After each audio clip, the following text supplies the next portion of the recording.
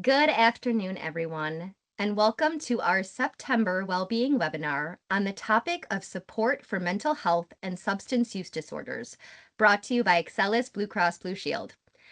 I want to start out, as always, by giving a big thank you to each of you for taking the time out of your day to join us here today for our 9th webinar, part of the Excel Your Well webinar series that we launched in 2025 for our Excellus members.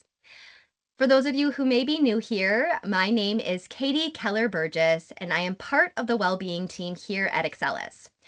So I will be the host for today's webinar, teeing up our guest speaker, Dr. Stacy Elliott, who will be presenting the majority of today's content for today's workshop.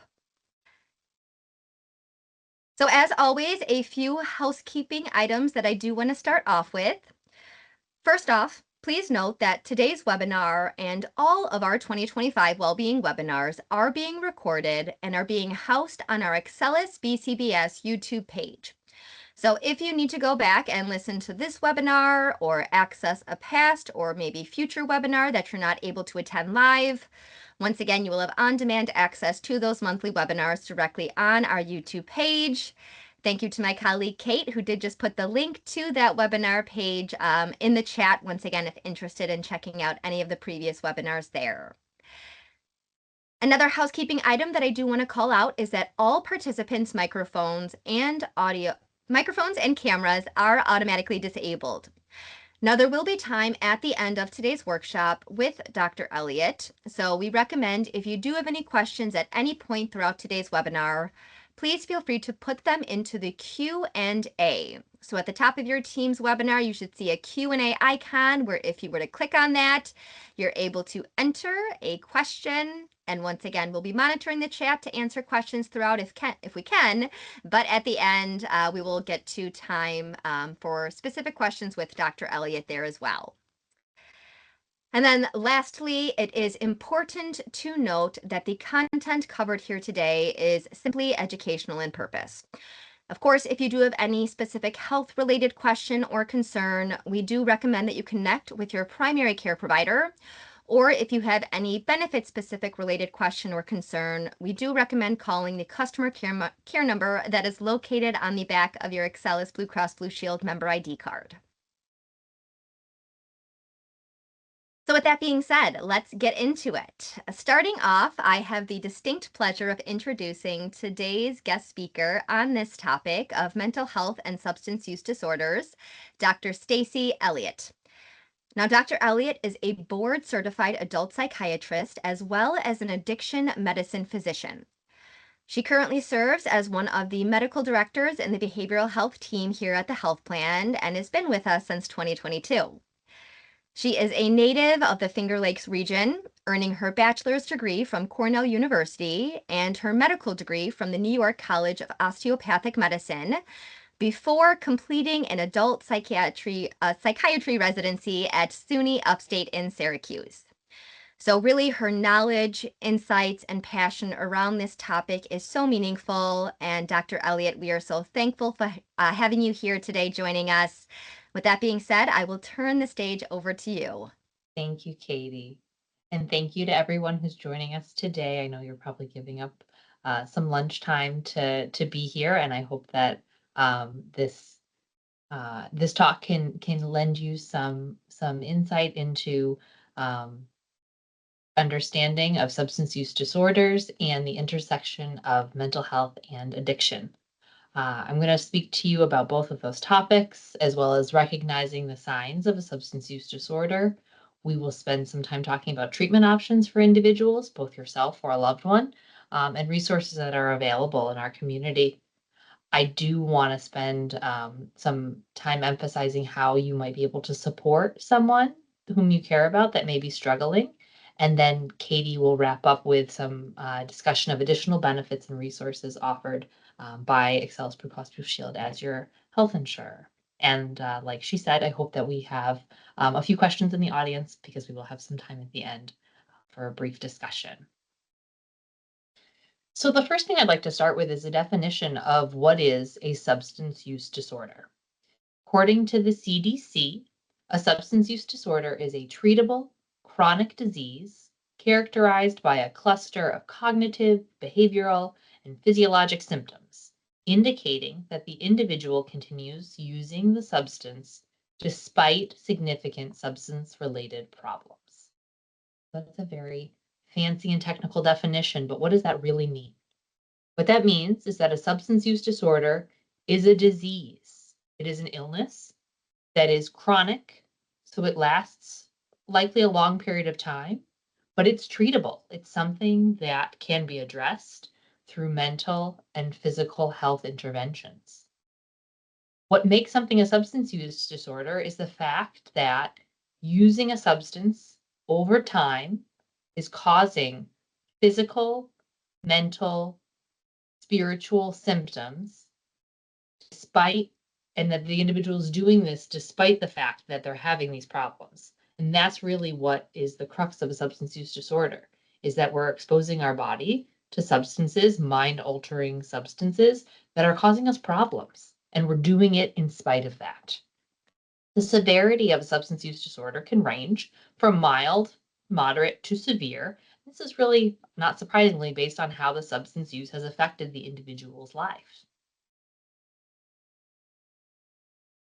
So it's possible that a person can suffer from multiple substance use disorders with different levels of severity at the same time. According to SAMHSA, while young adults, those ages in 18 to 25, have the highest risk of drug use in all members of the population, we're actually seeing that drug use in general is rising among adults ages 26 to 49. Alcohol use disorder is the most commonly diagnosed substance use disorder in the United States. But what you can see from this slide is that there are a whole host of other categories of substances that can become addictive, that can be the basis of a substance use disorder. So we have alcohol, we have cannabis or marijuana, we have hallucinogens, we have inhalants, opioids, both prescription and illegal, so things like prescription Vicodin or hydrocodone, illegal opiates like heroin, or ones that can be obtained in both formulations, things like fentanyl. Sedatives, hypnotics, or anxiolytics. These are drugs like benzodiazepines, you may have heard of, Xanax or Valium. Ambien as a sleep aid, those are things that can become addictive. The category of stimulants or psychostimulants, so both prescription stimulants like Adderall or Ritalin, as well as things like cocaine and methamphetamine. And then an often overlooked category of addictive substances is tobacco or nicotine. You can have a tobacco use disorder, and many people do suffer from the chronic repercussions of continued use of tobacco or nicotine.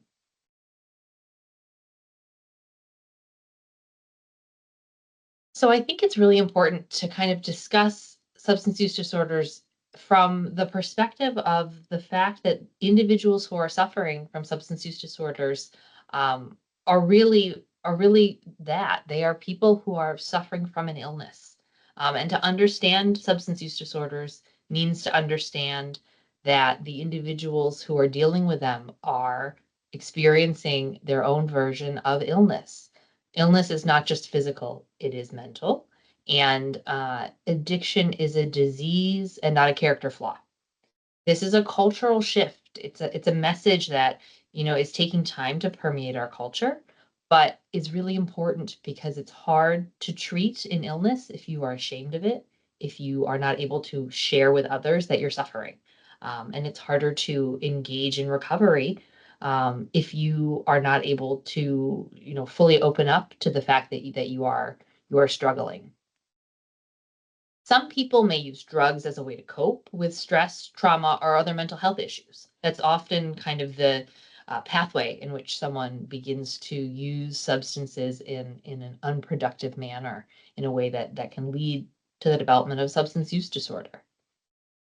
A good example of that could be someone may develop an opioid use disorder after misusing opioids that they're prescribed. So they're given hydrocodone after dental surgery, and they end up finding that they have some pleasant effect from the hydrocodone, more so than just it relieves the pain from the procedure. And then they may actually end up finding themselves psychologically, so mentally and physiologically, physically dependent on the substance. And then they're engaging in unhelpful behaviors to obtain more and more of the substance. And that's really kind of how it can often start. Substance use disorders can range in severity from mild to severe, and they can affect people of any race, sex, income level, or social class. There is not one single driving factor that leads to addiction. And for many, substance use disorders are hidden struggles. We think of substance use disorders as something that's impairing and distressing and causing an individual to struggle at work, school, and at home, but it doesn't look the same for everyone. For some people, the struggle is really quite hidden, and it may come out in very subtle ways or well down the trajectory of their substance use disorder. We'll talk about that a little bit later when we discuss ways that you may be able to identify that someone is actually struggling. So I do want to give you a little overview of drugs and the brain. It's important to understand what drugs do to the brain so we understand why it's a problem.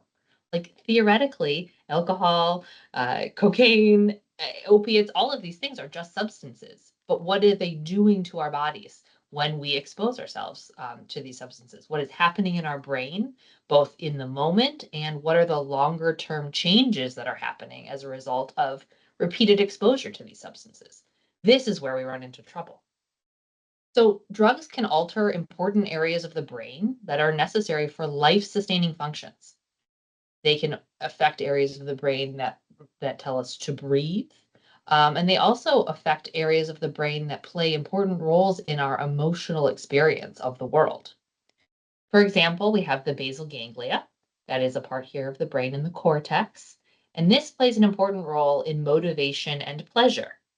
Unfortunately, with repeated exposure to a lot of these mind altering substances, the circuit of our brain that is enacted to have motivation and pleasure adapts to the drug. And what happens is it makes it hard to feel any amount of pleasure without exposure to the drug. So basically, you kind of lowered your set point and you find yourself in a place where you may feel even clinically depressed without having exposure to that substance. Another part that's connected in this whole circuitry with the basal ganglia is what's known as the extended amygdala. This part of the brain plays a role in feelings like anxiety, irritability, and unease. When you increase or start and then increase drug use, this part of the brain becomes more sensitive. You are more likely to feel anxious, irritable, and uneasy. So you may be motivated to seek the drug again and again and again to reduce these uncomfortable feelings. And then we have the prefrontal cortex. That's the front of the brain, the part of the brain that has the ability to think, plan, solve problems, and very importantly, exert some measure of self control. When we shift the balance between this circuit, the basal ganglia, and the extended amygdala, it really causes a lot of struggle for individuals who are exposing themselves to substances, leading to this compulsive desire to seek the substance. Um, as you can imagine, this is really looks quite haywire for people. And if you've ever been witness to the struggles of a loved one suffering from a substance use disorder, you see the chaos that's happening in their lives. This is reflective of the chaos that's happening inside of their brain. And if you yourself have ever struggled with a substance use disorder, I imagine that that idea resonates. Things are really totally out of whack. In addition to the altering of these important brain areas that are necessary for our feelings and our motivation and our engagement with the world, there are other drugs that can disrupt parts of the brain, such as the brain stem, which controls basic functions critical to life. These are things like our heart rate, our breathing, and our ability to sleep. Drugs like opioids, as well as high doses of alcohol or benzodiazepines, can disrupt this part of the brain, and this interference explains why drug overdoses can cause shallow breathing and eventually, unfortunately, can lead to death, particularly with opioids and opioids in combination with other sedating agents like alcohol or benzodiazepines. So long-term drug use, these are things what I talked about before are things that happen really in sometimes in the very short term in the sense of a drug overdose. That's a one-time thing. Too much of it of these substances can cause you to overdose. But some of this disruption in our brain circuitry can show up with, very short-term use, but long-term drug use, so using these substances over and over again for days, weeks, months, years, can really cause some very long-term impairment in our brain's functioning. Um, some drugs target the brain's pleasure center. Most drugs, in some ways, are targeting the brain's pleasure center. Otherwise, we wouldn't keep using them. Uh, our dopamine pathways, which are brain circuits important for natural rewards, things like feeling good after eating good food or enjoyable food, listening to pleasurable music, having sexual encounters. These are natural forms of a dopamine surge. If we expose our brains to external factors that raise dopamine levels, drugs or substances that raise dopamine levels, it kind of throws off our barometer for what makes us feel good. So typically, dopamine will increase in response to a natural reward. But when you take something like cocaine or a stimulant, dopamine increases are super exaggerated. And then when you were to do something else that was previously pleasurable, like it doesn't meet muster. It doesn't hit that level of feeling rewarding. And then, as you can imagine, this can develop a vicious cycle where you're always seeking the substance that brings you to that level of feeling rewarded. What the normal and expected response for any of these substances that alter our natural kind of baseline systems is that we're going to need larger and larger amounts of the drug to produce the same response. This is an effect known as tolerance.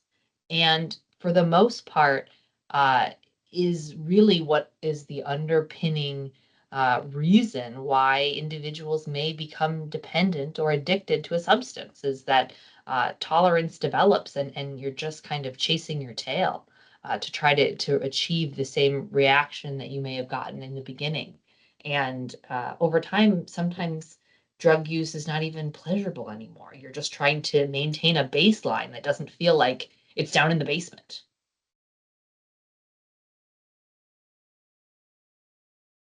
So co-occurring disorders are a really important and interesting topic to discuss because in as a psychiatrist, I treat individuals with mental health conditions. As an addiction medicine physician, I have extra training and extra board certification in substance use disorders in particular. But in the world of psychiatry, there's a lot of overlap. People with a mental health condition are more likely to use substances or have a substance use disorder than those without a mental health condition. That's just kind of the baseline statistic. In 2023, approximately 20.4 million adults in the US had both a mental health condition and a substance use disorder. And in 2022, 1 in 5 or 20% of people who died of a drug overdose also had a non substance related mental health condition. What really this shows is the fact that there's a lot of overlap. Mental health problems can sometimes lead to drug and alcohol use, as some people with a mental health problem might be misusing substances as a form of self medication. But in addition, substance use can contribute to brain changes that increase the risk of other mental disorders. This can look like a substance induced depression, where you, for all intents and purposes, are demonstrating and experiencing the symptoms of a major depressive disorder, but it is as a result of the chronic exposure to a substance. Additionally, individuals maybe who are at risk of developing schizophrenia or bipolar disorder may, in an environment where they're not stressed physiologically by these substances, may have maintained a baseline stability, but the exposure to a substance may have been that one additional factor that kind of triggered their genes to express the mental health symptom. This is a really complex interplay, but it's just important to recognize that it really can be hard to tell, like which came first, the chicken or the egg. And at the end of the day, what we need to recognize in our mental health and substance use disorder treatment is that We can't address one thing and expect the other to resolve on its own. We really need to treat all aspects of the person in concert.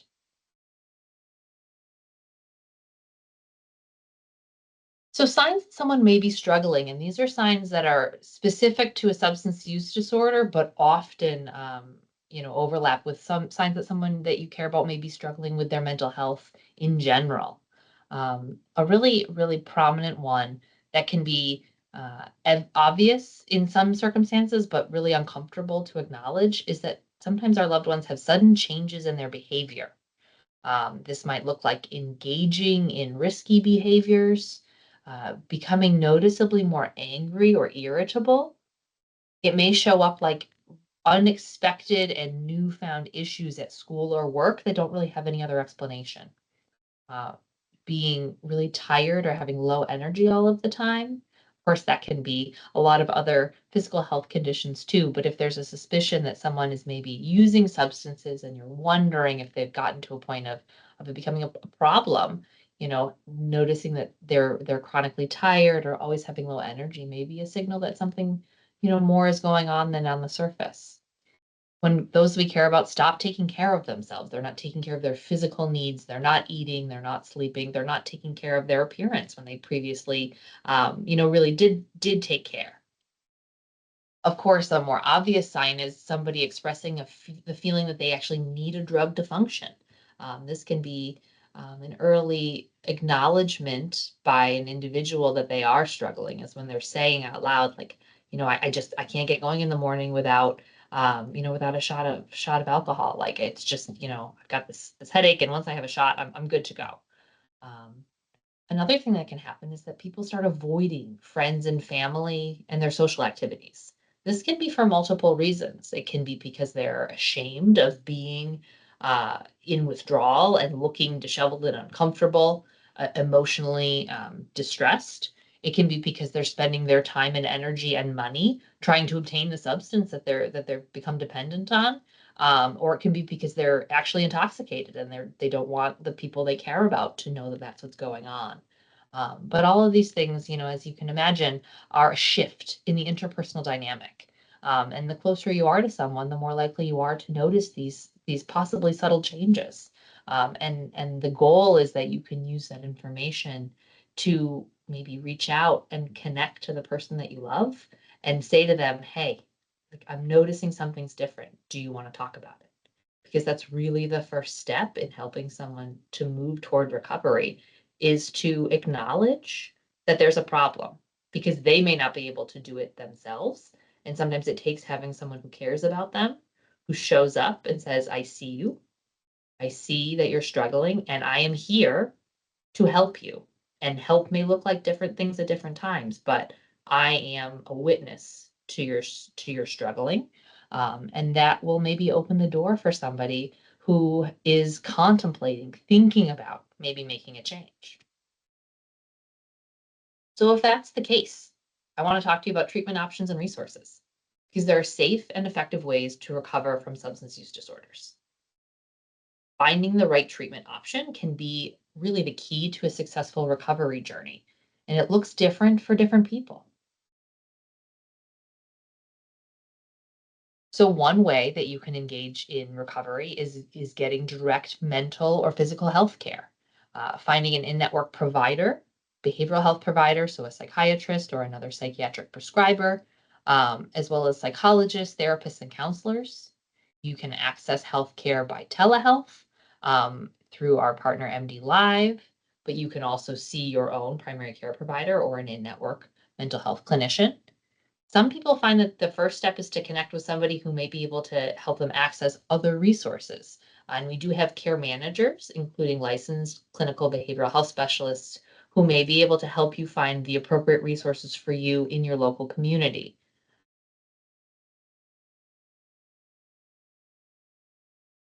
Other individuals maybe aren't quite ready to go the medical route. They don't know that they want to see a therapist or see a doctor about their struggles. They're not ready to go to a higher level of care, something like inpatient rehab, or even detox, but they want to talk to somebody and learn more about what might be going on.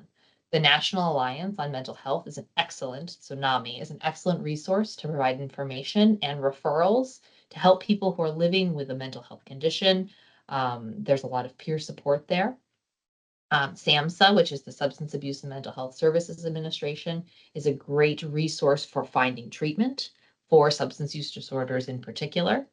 Of course, if you are in crisis, there is the 988 suicide and crisis line, as well as, of course, calling 911 or going to the emergency room if you or your loved one are experiencing a mental health emergency. So treatment and recovery has its challenges, and it's important to address both the mental health and substance use aspects.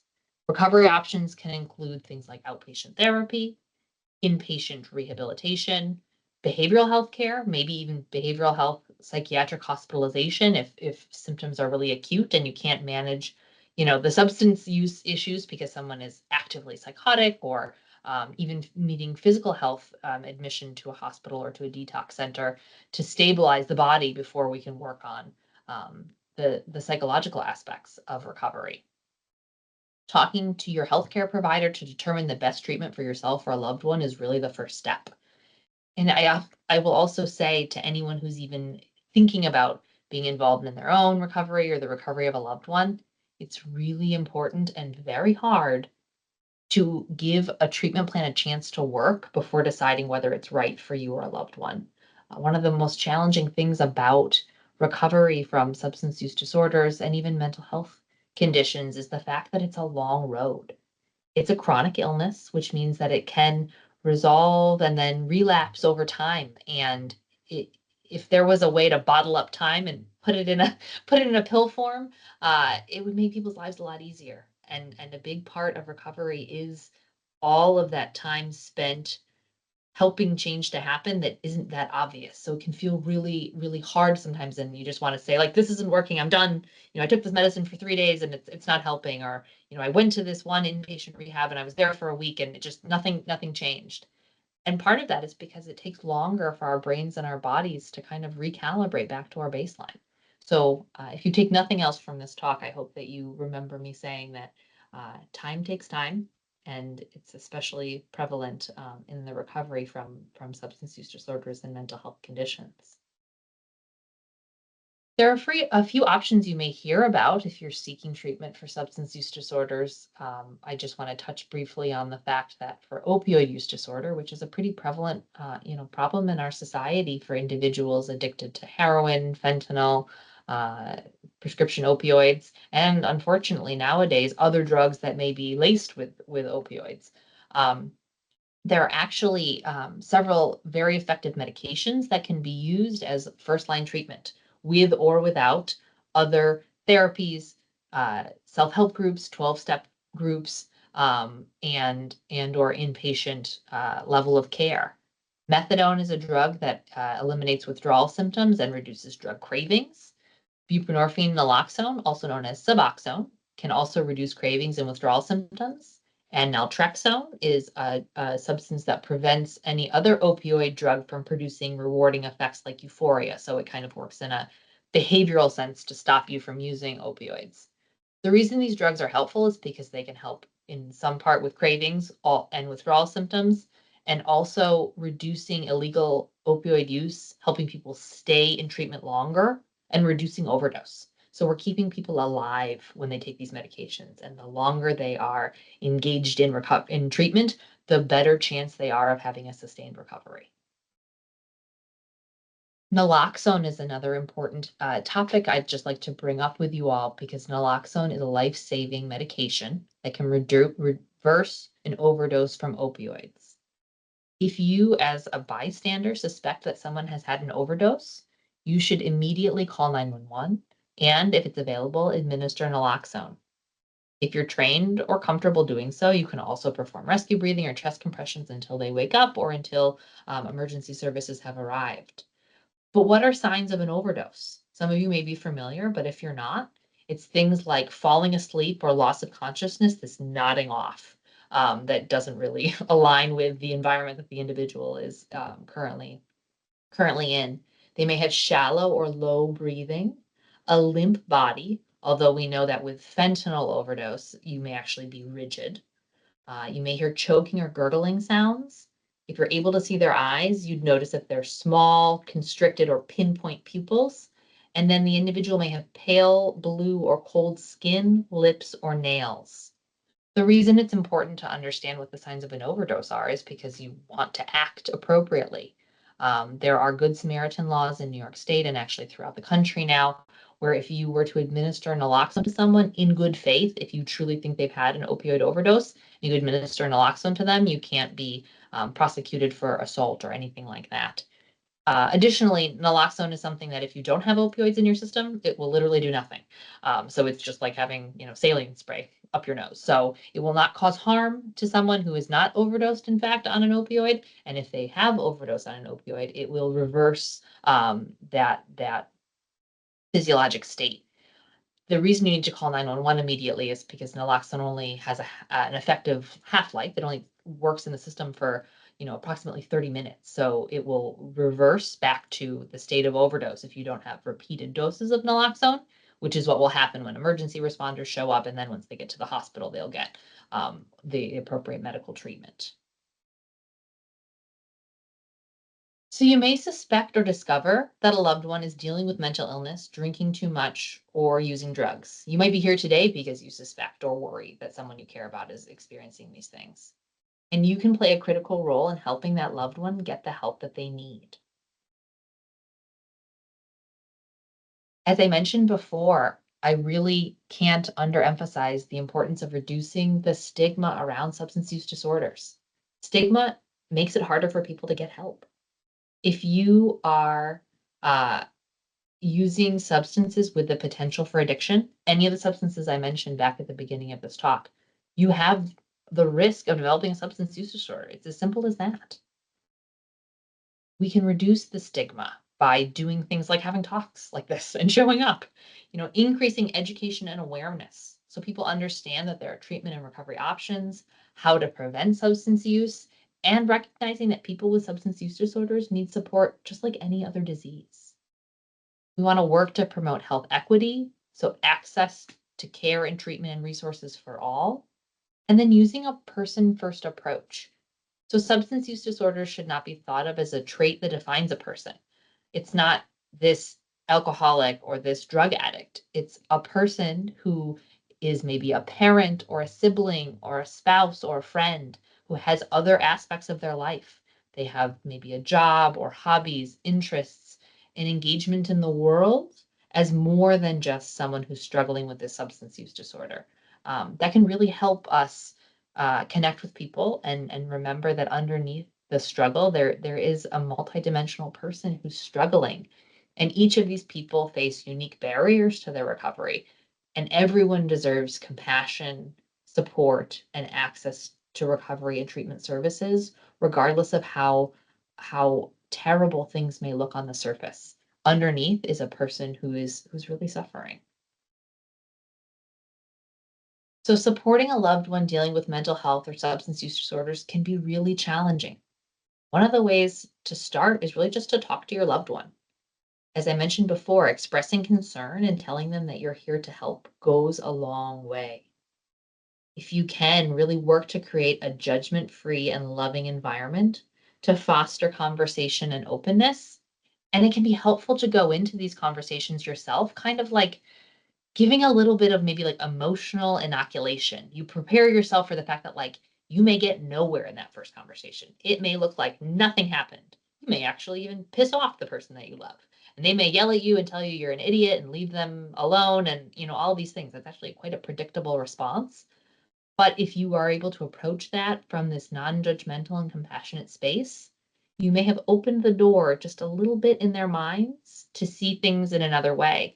And work might be happening under the surface, even if you don't see it there in front of you. And this could take a really long time and many conversations before you notice any actionable change. But I can assure you that there is no harm that comes from telling someone that you notice them and you care and you're there to help. Being open, discussing your own history of mental illness or drug and alcohol use if it's relevant, can be a really powerful tool for helping someone. And of course, showing compassion and being patient. Patience is a measure of compassion. You may find that it takes longer and it has more ups and downs and twists and turns than you would like or expect. But if we can be patient and compassionate, we can really continue to support our loved ones the way they need. You also have to be sure to care for yourself too. I mean, that analogy about putting on the oxygen mask on the airplane is really true. You can't help somebody else if you are fully drained of your own capacity. So first, just know that it's really, really hard to care for someone and love someone who's struggling. You have to make time for yourself, and it's important to seek support for yourself in other ways, whether that be having another person, another friend, or a trusted advisor who's maybe not intimately involved, who can listen to you, talking to your own therapist if that's a possibility or an interest of yours, and in maybe even engaging in something like Al-Anon, which is a 12-step oriented support for individuals who are the loved ones of someone who's struggling with alcohol or drug substance use disorder. Helping the ones you love seek support, working with them to the extent that they're asking and they're willing to let you be part of their journey. And then really just coming back to this baseline of remembering that mental health and substance use disorders are treatable. People can and do recover, and your support to someone struggling can really make all the difference. And I want to urge you to remember that people have come through so much, and truly no person is a lost cause. And it may feel that way in the moment, but I can assure you that there's always a next step. And sometimes the journey is long and painful, but if we can really remember that there's always something that can be done, it can really help us, uh, kind of pull toward that endurance that we may need to support our loved ones or ourselves dealing with these chronic issues. So with that, I'm going to turn it over to Katie to talk a little bit more about benefits from the health plan. And if there's questions at the end, I'm here to answer. Thank you so much, Dr. Elliott. Lots of great information covered, a lot of meaningful and very impactful information covered. So thank you for your expertise and knowledge. As mentioned, what I'll plan to do is at a very high level, just run through some related benefits that may be available through the health plan based on your specific plan and contract. So I do want to note that the availability of the benefits here do vary based on contract. So we do encourage you to log into your Excellus online account or call that customer care number on the back of your health insurance card to confirm eligibility if interested.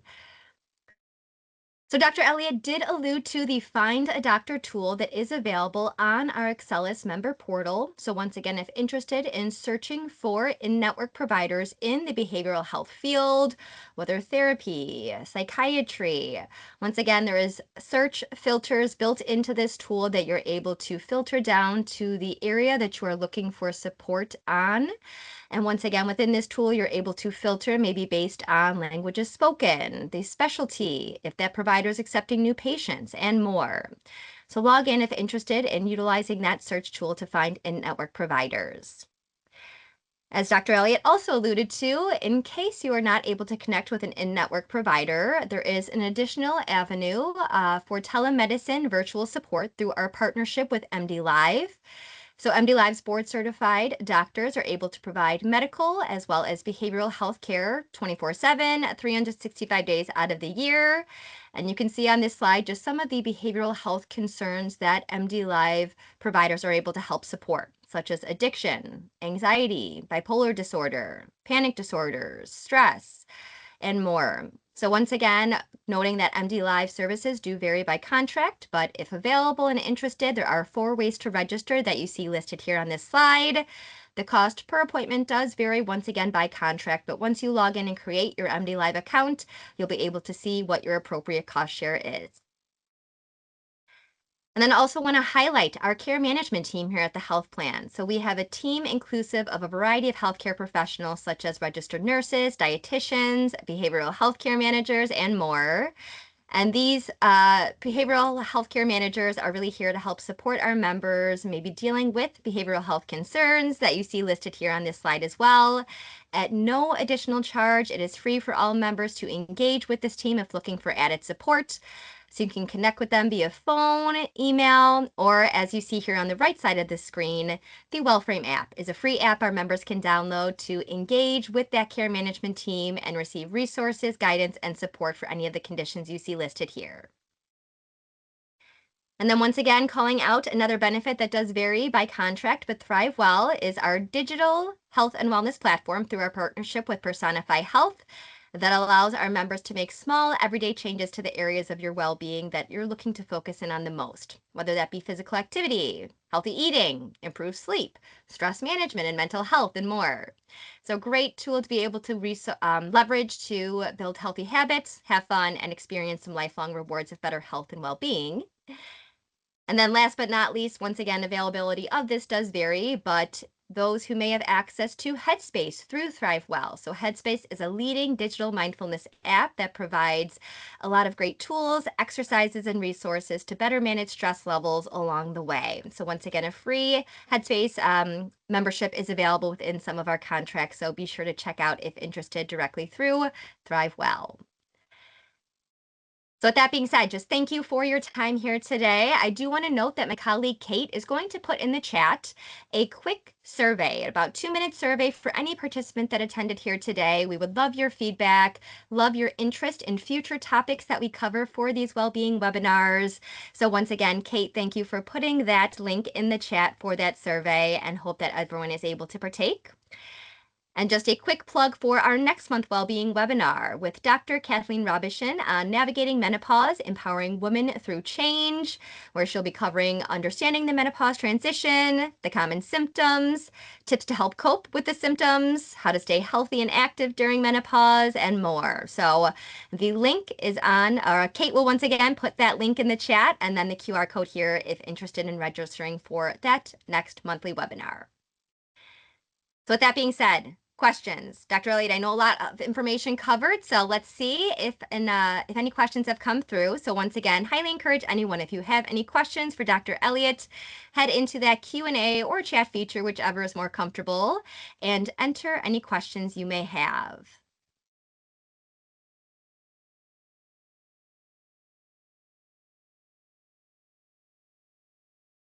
And if not, I will jump in with one. Dr. Elliott, I know you talked a lot about, providing support for maybe a loved one, friend, family member, coworker, whatever it may be, and kind of helping to address signs. But do you, or what is your experience or insights, would you say, around maybe somebody who is utilizing substances themselves, but don't believe that they themselves kind of fit this criteria, or don't think that they hit the threshold, if you will, to really be considered a substance use disorder? How do you kind of manage that for somebody personally to deal with? Yeah, I think that's a great question, Katie. And one of the interesting things in medicine is that we label everything, and diagnoses are used for the purposes of billing your insurance company. It's used for the purposes of communicating among providers, like this is the problem that I see.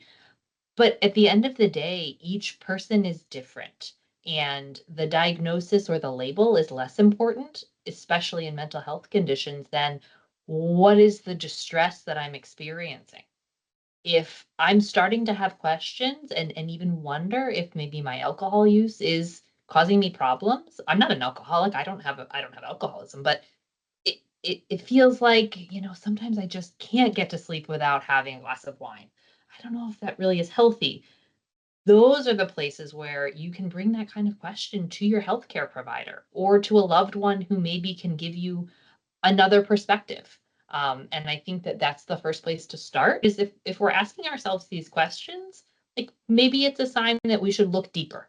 And it doesn't mean that you are a problem or even have a problem, but it can be helpful to start that conversation with another trusted person outside of our own heads. So that's what I would advise people to do is if you're starting to have questions, like ask, bring it out, out into a safe place. Absolutely. Thank you. Another question just came through. What are the side effects of cannabis use? It is legal in many states for medical and recreational use. Yeah. Oh, I could talk about that forever. There's lots of, lots of effects of cannabis. It's hard to give a straight answer because for one thing, there's many strains of cannabinoids. It affects different ones affect different parts of the brain.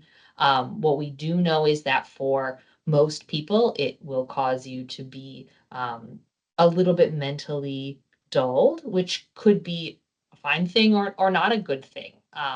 It can, in some cases, reduce anxiety, but in other cases, it can increase anxiety. For some people, it makes them sleepy, and for other people in different strains, it may make them feel more awake. So, really, all of that is to say it's a complicated substance that has a lot of different effects depending on a lot of different factors.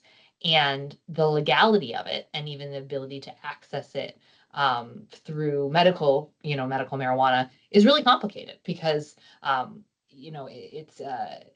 it's one label to cover a lot of different kind of a lot of different things that are all under one big category.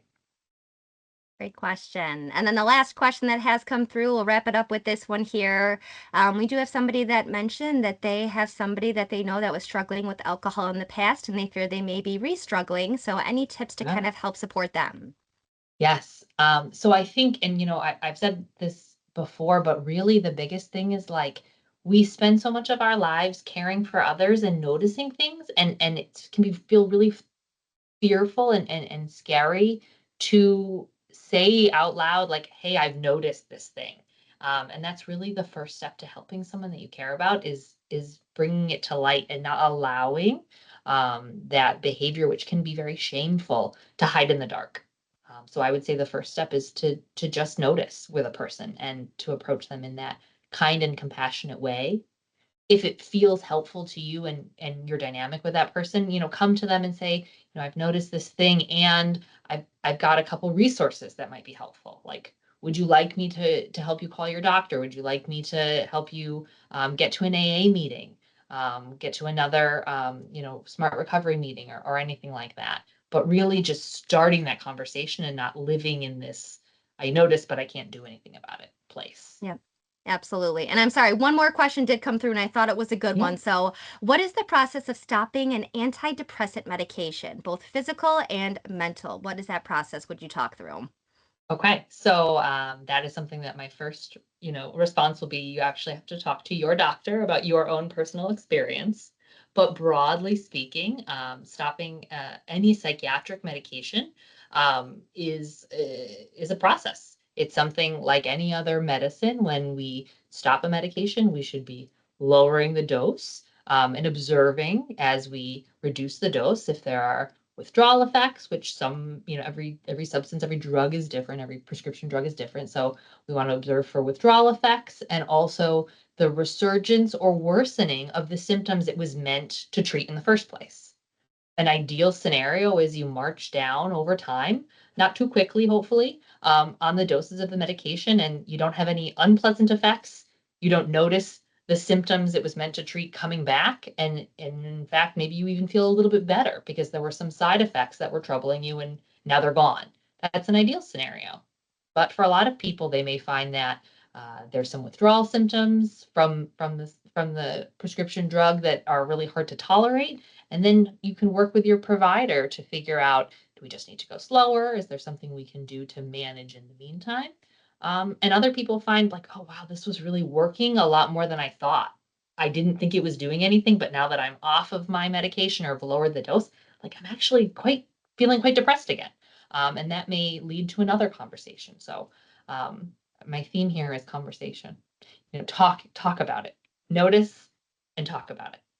Great ending theme, I would say, is reducing that stigma through those conversations and open dialogue. So, once again, thank you all for attending here today. The engagement, Dr. Elliott, thank you once again for all the information covered here today. I'm sure it is very useful and meaningful for many on today's call. So, as mentioned, I hope to see many back at our November webinar. Thank you, Mary, for noting that first link didn't work. So, the second link is in there, should work now. And thank you again. Hope everyone has a wonderful rest of your day, week, and hope to see you next month. Bye, Thanks all. everyone. Bye.